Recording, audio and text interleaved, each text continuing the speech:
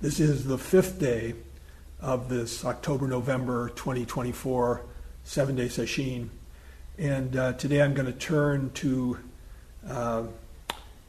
Charlotte Joko Beck, reading from the book Everyday Zen, Love and Work, Everyday Zen, Love and Work, which is transcriptions, edited transcriptions, I'm sure, of talks that she gave at the Zen Center in San Diego. She was a teacher there for many years.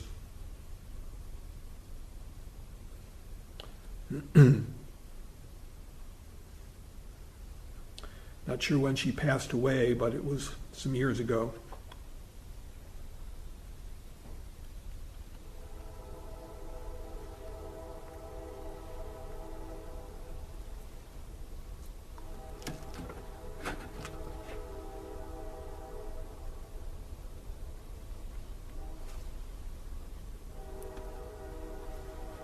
I'm reading from a talk that's entitled Running in Place. And she says, I talk to many people, and I'm saddened again and again that we don't see what our life is and what our practice is. We are confused about the basic core of practice, and we get sidetracked with all sorts of incorrect notions about it.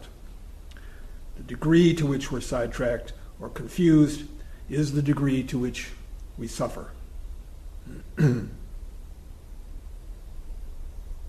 Let's say they have some correspondence anyway.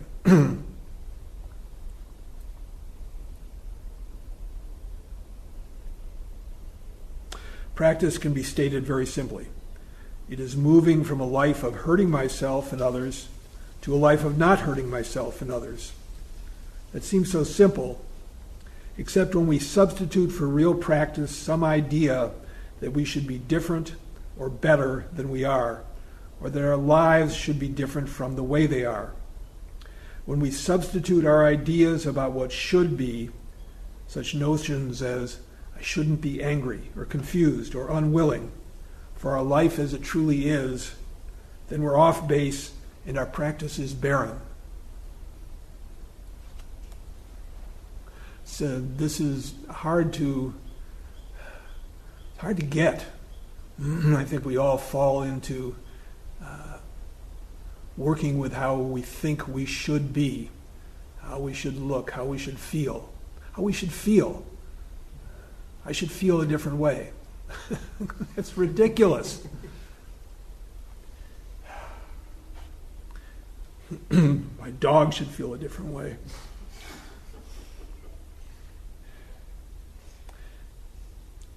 When that happens, it's right. She's right. We're off base and our practice becomes barren.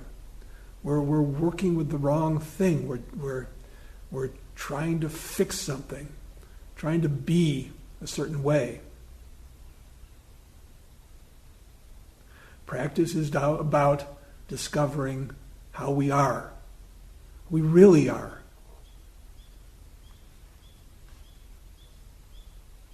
And that can be messy.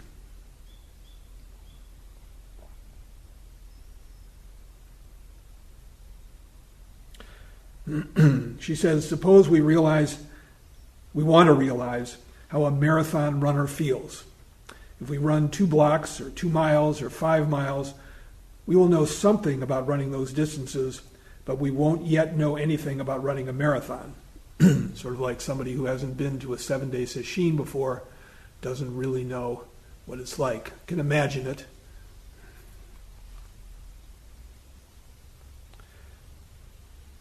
Again, we can recite theories about marathons. We can describe tables about the physiology of marathon runners. We can pile up endless information about marathon running. But that doesn't mean we know what it is. We can only know when we are the one doing it. We only know our lives when we experience them directly, instead of dreaming about how they might be if we did this or had that. This we can call running in place, being present as we are right here and right now.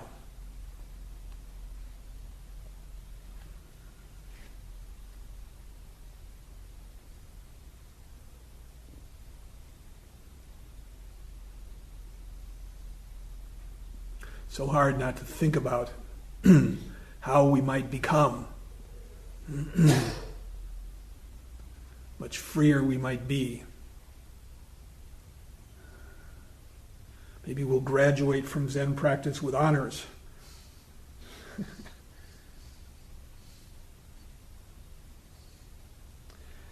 Joko says the first stage in practice is to recognize that we're not running in place. We're always thinking about how our lives might be or how they once were. What is there in our life right now that we don't want to run in place with? And she answers, whatever is repetitive or dull or painful or miserable, we don't want to run in place with that. No, indeed. The first stage in practice is to realize that we are rarely present.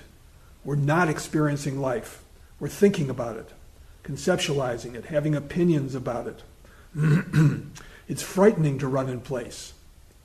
A major component of practice is to realize how this fear and unwillingness dominates us.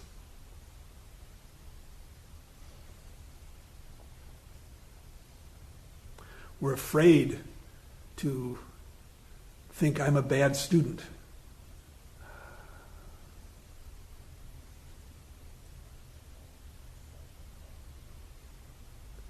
That sort of desperate scramble.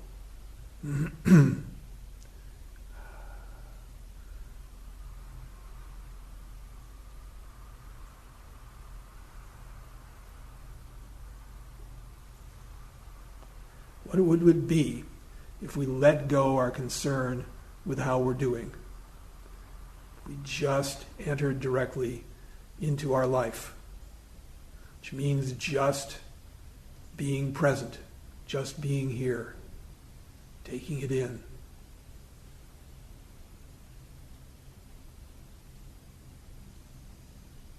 Hearing the wind.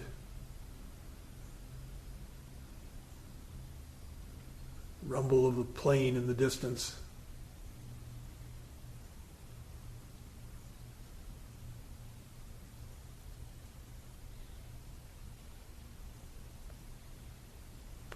Joko says, if we practice with patience and persistence, we enter the second stage.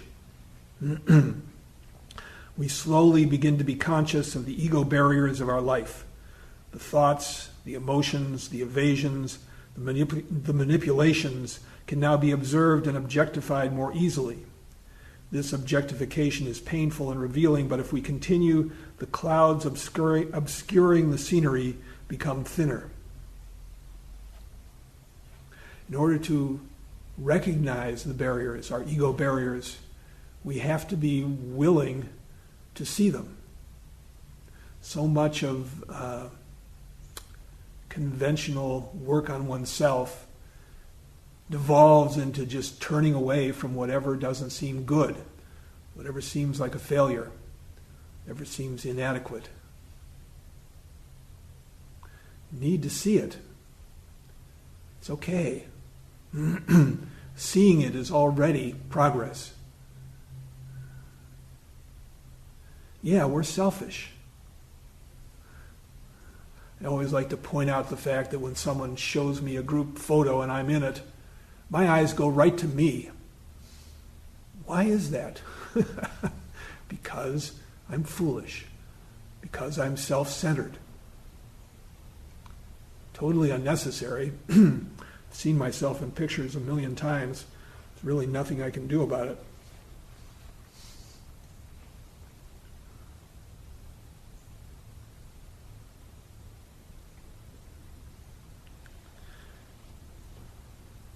So the second stage is seeing our evasions and manipulations. And then the third stage, what is the crucial healing third stage? It is the direct experiencing of whatever the scenery of our life is at any moment as we run in place. Is it simple? Yes. Is it easy? No.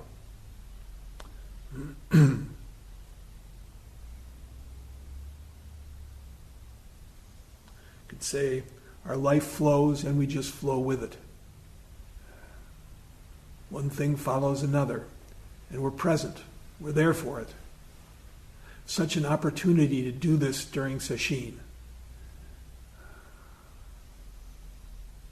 It's walking down a hallway, going into lunch, putting food on your plate.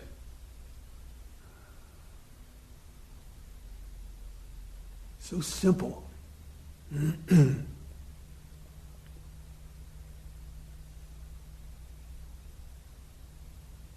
We experience the scenery of our life and our chatter. All the thoughts buzzing in our head begin to die down.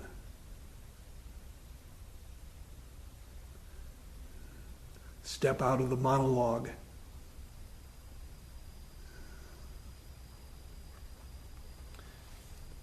She says, I remember the Saturday morning when we delayed the morning sitting schedule for 20 minutes so that some of us could go a few blocks for the great opportunity of watching the San Diego Marathon leaders race by. At 9:05, along they came. I was amazed by the flowing quality of the leader's movement. Even though he was in the final 5 miles, he was simply gliding along. It was not hard to appreciate his running, but where is it that we have to run and practice? We must practice with ourselves as we are right now. To see a top-level runner is inspiring, but thinking that we should be like that now is not useful. We have to run where we are. We have to learn here and now from how we are here and now.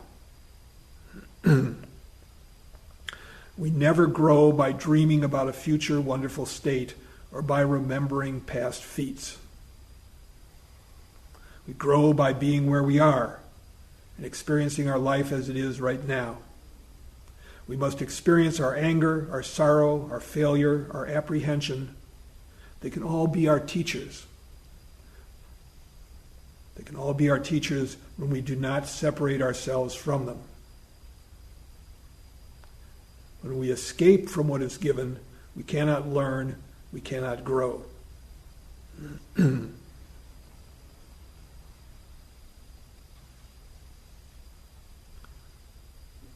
Beginning of practice is not immediately trying to escape. Sticking around for a moment. Feel that painful twinge.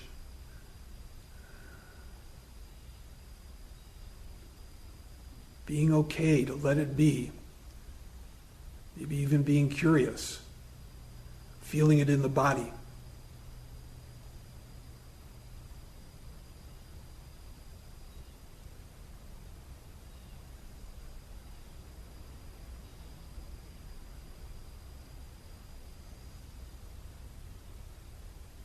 Take it in.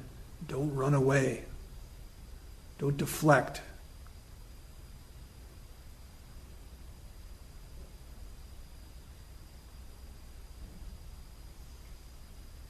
We never grow by dreaming about a future wonderful state or by remembering past feats. We grow by being where we are and experiencing what our life is right now. We must experience our anger, our sorrow, our failure, our apprehension.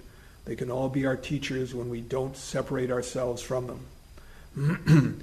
When we escape what is given, we cannot learn, we cannot grow. That's not hard to understand, just hard to do. Those who persist, however, will be those who will grow in understanding and compassion. How long is such practice required? And she answers, forever.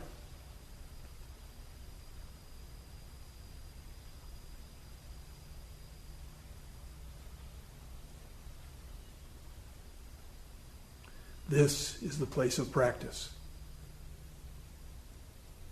Wherever we are. So simple. And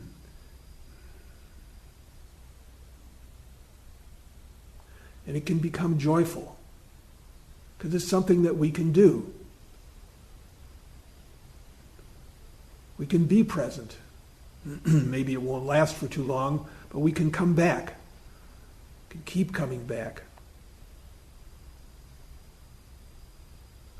Don't have to be stuck in a goal-oriented, beat myself up because I'm a failure kind of mind state. Or a goal-oriented, puff myself up because I'm great kind of mind state. It's just nonsense. Immediate and direct. When we do that, change begins to happen. We're actually doing real practice.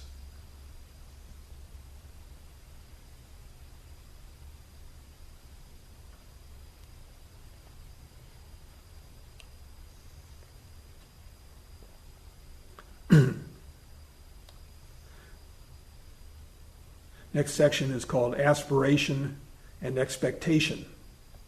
And she says, aspiration is a basic element of our practice. We could say that the whole practice of Zen comes out of our aspiration. Without it, nothing would happen. At the same time, we hear that we should practice without any expectation. It sounds contradictory because we quite often confuse aspiration and expectation.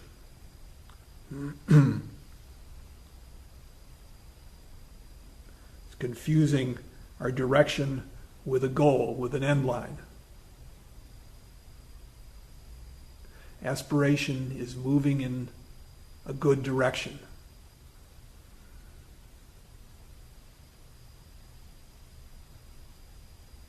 It's endless, boundless. All beings without number, I vow to liberate. It's an aspiration. May I move in that direction.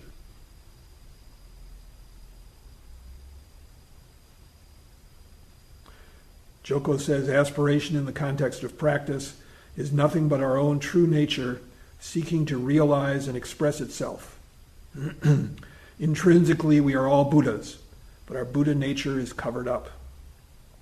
Aspiration is the key to practice because without it, our Buddha nature is like a beautiful car.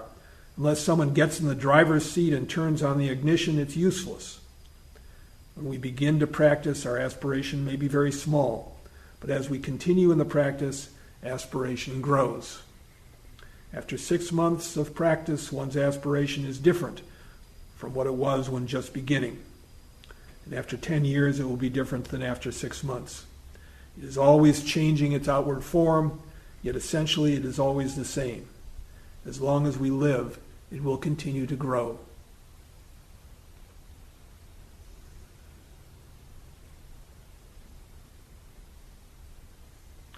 One sure clue as to whether we're being motivated by aspiration or expectation is that aspiration is always satisfying.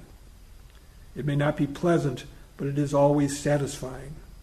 It's satisfying because we're going in a good direction.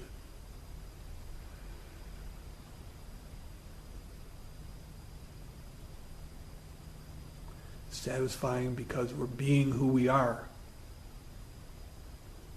Satisfying because we're not pretending. Seeing if we can pass.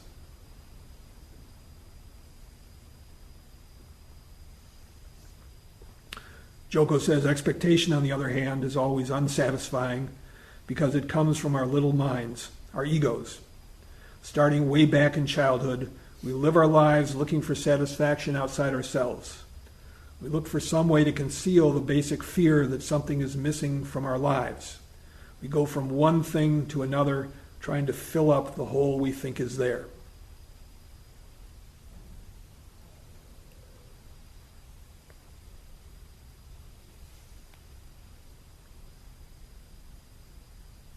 I've told the story of Bertrand Russell standing by himself at a party, and the hostess came up to him and said, "Lord Russell, I hope you are enjoying yourself." And he said, "That is all I am enjoying."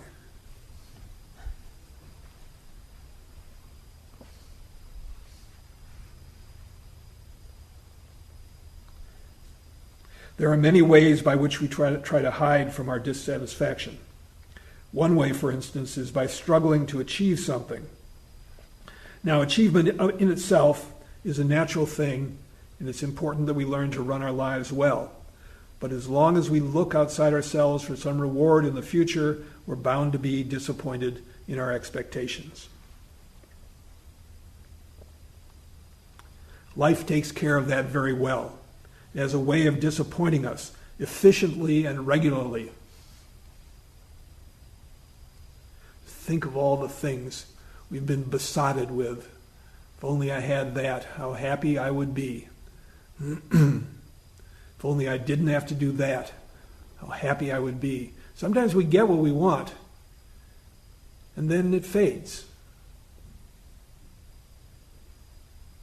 It's the futility of chasing after some state in the future.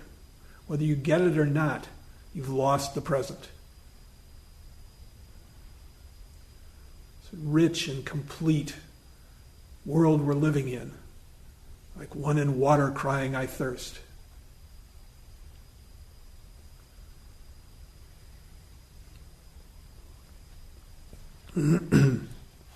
She says, generally we look at life in terms of two questions. Will I get something out of this, or will this hurt me? We may seem serene, but under that surface serenity, these two questions bubble and boil. It is amazing how many people present very well, and yet beneath the surface, they're struggling, they're flailing. Everybody thinks everyone else has it figured out. They're just trying to blend in.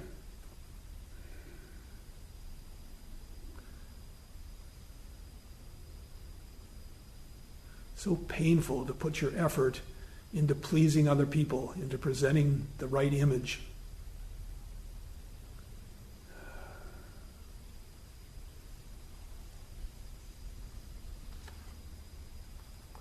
The physicist Richard Feynman said, "What do you care what other people think?"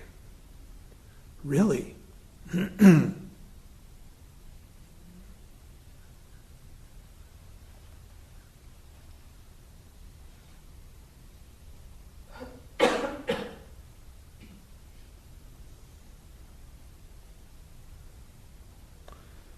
Under the surface of serenity, these two questions bubble and boil. We come to a spiritual practice like Zen, trying to find the peace and satisfaction that has so far eluded us. And what do? We take the same habits that we lived with all our lives and put our practice into that same framework. Of course we do. We set up one goal after another, continuing this lifelong habit of running after something. I wonder how many koans I can pass this sesshin. Or I've been sitting longer than she, but she seems to be progressing more quickly. Or my zazen was so wonderful yesterday, if only I could get it back again.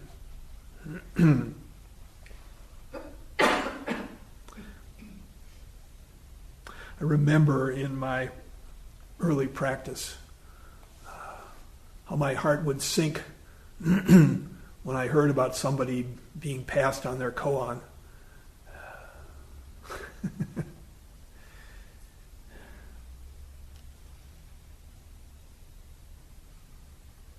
Yeah.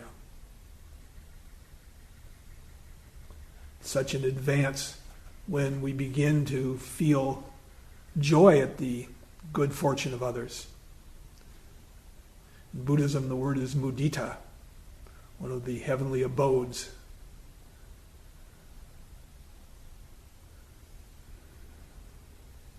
It's not a competition.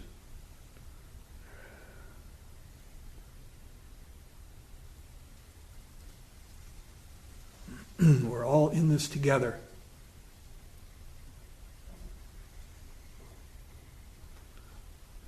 All making the same mistakes. All going in the same direction.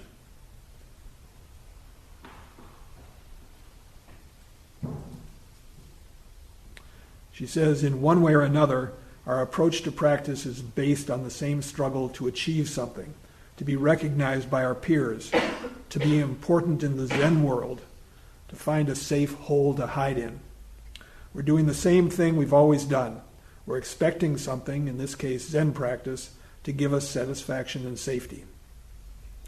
Dogen Zenji said, "To look for the Buddha Dharma outside of yourself is like putting a devil on top of yourself." And Master Rinzai said, "Place no head above your own." That is, to look outside of ourselves for true peace and satisfaction is hopeless.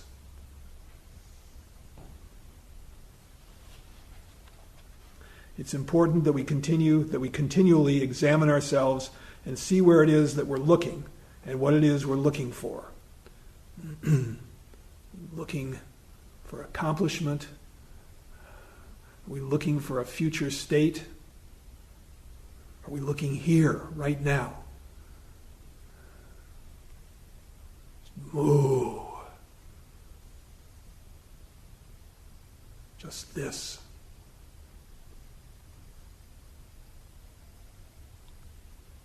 What are you looking for outside of yourself? What is it that you think is going to do it? Position, relationships, passing koans. Over and over again, the Zen masters say to place no head above your own and add nothing extra to your life. Each moment as it is complete and full in itself. Seeing this, no matter what arises in each moment, we can let it be. Right now, what is your moment? Happiness, anxiety, pleasure, discouragement, up and down we go, but each moment is exactly what each moment is. Our practice, our aspiration, is to be that moment and let it be what it is. If you are afraid, just be fear. And right there, you are fearless.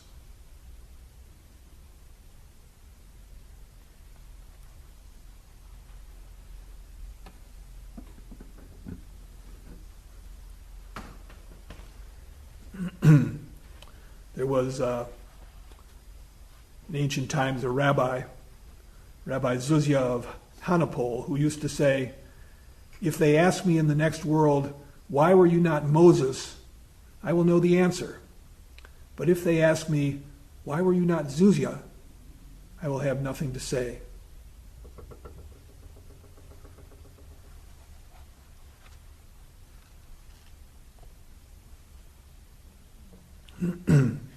And Joko says, there's a story of 3 people who are watching a monk standing on top of a hill. After they watch him for a while, one of the 3 says, "He must be a shepherd looking for a sheep he's lost." The second person says, "No, he's not looking around. I think he must be waiting for a friend." And the third person says, "He's probably a monk. I bet he's meditating." They begin arguing over what this monk is doing, and eventually, to settle the squabble, they climb up the hill and approach him. "Are you looking for a sheep?" "No, I don't have any sheep to look for." "Oh, then you must be waiting for a friend?" "No, I'm not waiting for anyone." "Well then, you must be meditating." "Well, no, I'm just standing here. I'm not doing anything at all."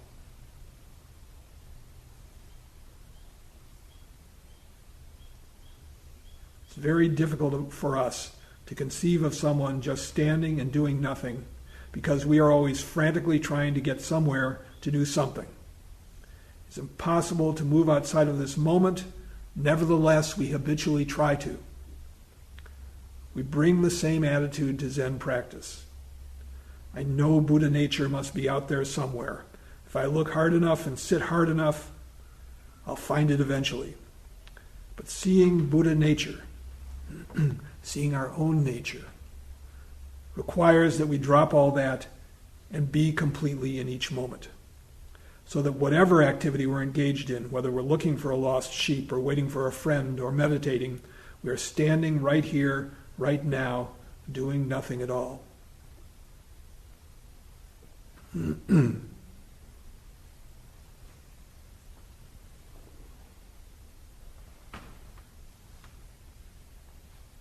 course, society is built on having us chase after goals, chase after feelings.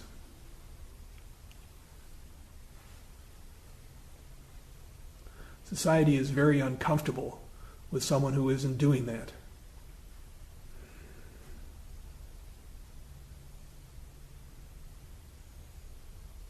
You've heard the story of the guy sitting in a Starbucks with no phone or laptop, drinking a coffee like a psychopath.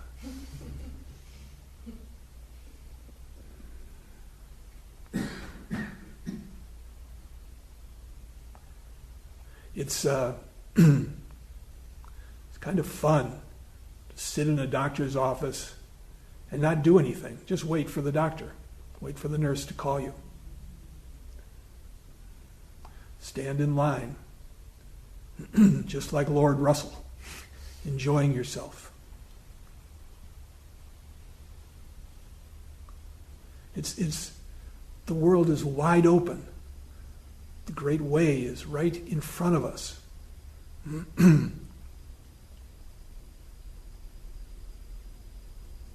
Just being present. When you're on the mat, you're just on the mat. Don't have to think about when the round is going to end.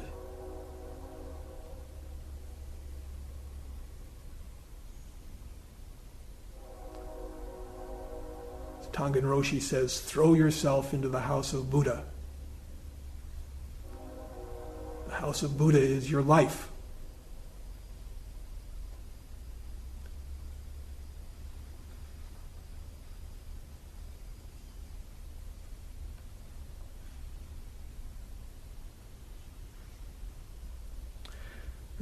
She goes on, if we try to make ourselves calm and wise and wonderfully enlightened through Zen practice, we're not going to understand.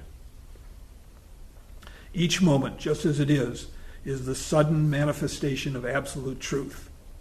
And if we practice with the aspiration just to be the present moment, the aspiration just to be the present moment, which we are, our lives will gradually transform and grow wonderfully.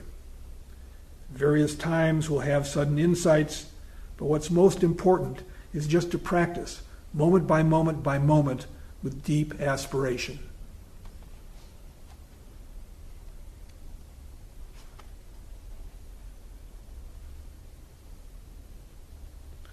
When we are willing just to be here, exactly as we are, life is always okay.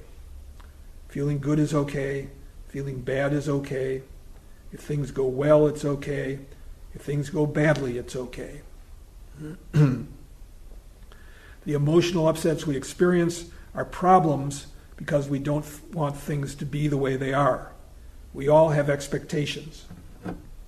But as practice develops, those expectations gradually shrivel up and like a withered leaf just blow away.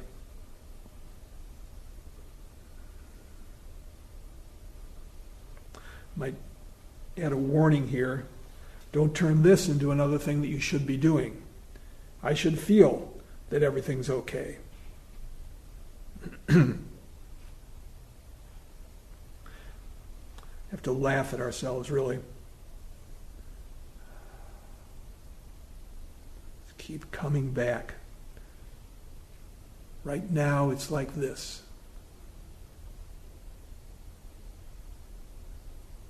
So promising. She says, more and more we are left with what is right here, right now. That may seem frightening because our expecting mind wants life to turn out a certain way. We want to feel good. We don't want to be confused. We don't want to get upset. Each of us has our own list. But when you're tired after work, that's the tired Buddha. When your legs hurt during Zazen, that's the hurting Buddha. When you're disappointed with some aspect of yourself, that's the disappointed Buddha. That's it. When we have aspiration, we look at things in a completely different way than we do when we have expectation. We have the courage to stay in this moment, since, in fact, this moment is all we ever have. If the mind wanders off into expectations, having inspiration means gently returning it to the present moment. The mind will wander off all the time, and when it does, simply return to the moment without worrying or getting excited. Samadhi, centeredness, and wholeness will develop naturally and inevitably from this kind of practice, and aspiration itself will grow deeper and clearer.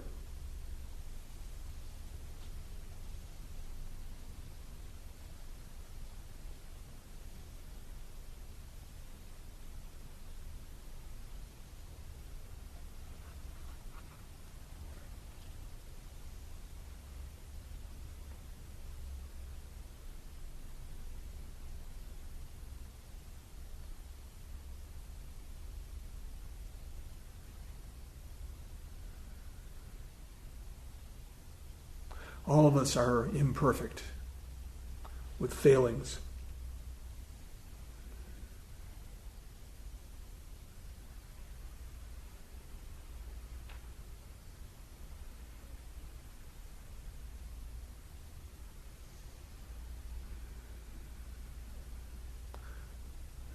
We're all a work in progress.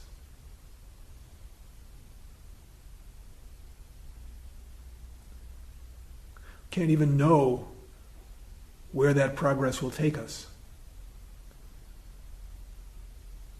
If we did know, it would be flat. It's the other thing about aspiration, it's just wide open.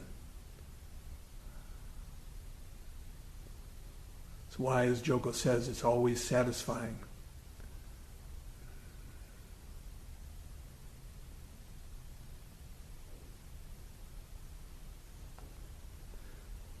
When you work out of aspiration, turning back to the practice is joyful.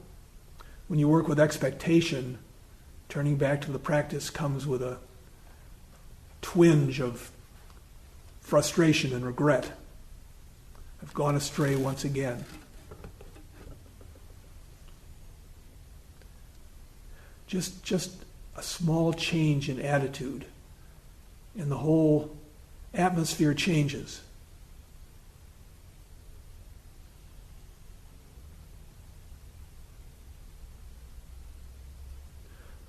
You realize we have a base from which to practice. That base is exactly how things are right now, how we are right now. There's not a problem.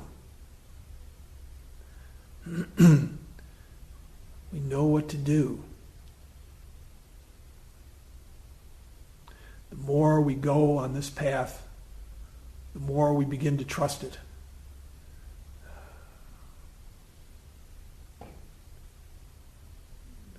Not trying to accomplish anything. Not trying to fix anything. Just trying to show up completely. Trying to throw ourselves into the house of Buddha. But we're not beating ourselves up thinking, well, I'm not really throwing myself in very well. I'm sure Tongan Roshi really throws himself into the house of Buddha. That's just...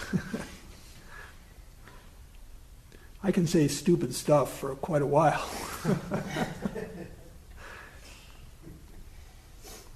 It's just so wide open. Then we begin to find moments of joy. We can't bottle them up and keep them either. It's the other big problem. You really do let go of your expectations, and you do throw yourself into practice, and all of a sudden you're in a state maybe you haven't been in before, or stronger than before, or whatever. And now you want to go there again. Life will teach you that you can't do that. You can't repeat. There's no recipe. That's why they use the term surrender. What you're surrendering is your expectations, your agenda.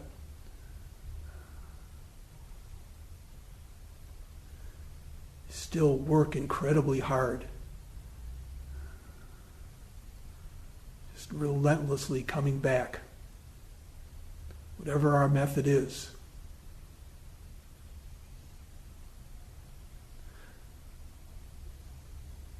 Bottomless patience. Being okay with doing it wrong.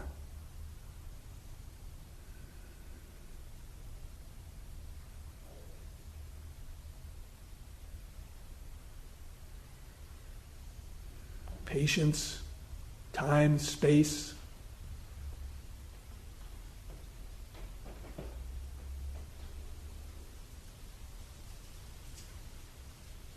Interest. It's fascinating what happens when we're really present.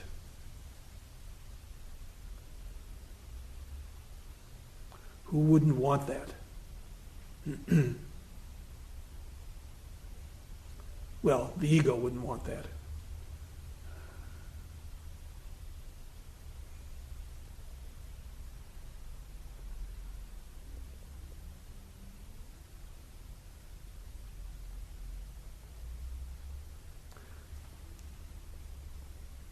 sesshin gets into the later stages, we have more ability to find ourselves directly engaged.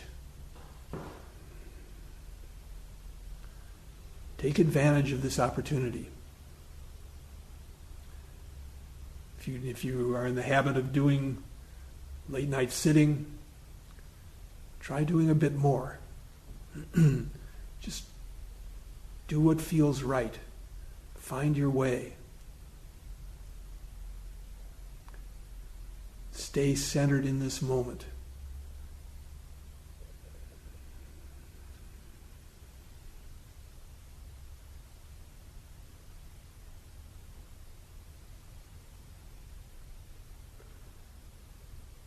Our time is up. We'll stop here and recite the 4 vows.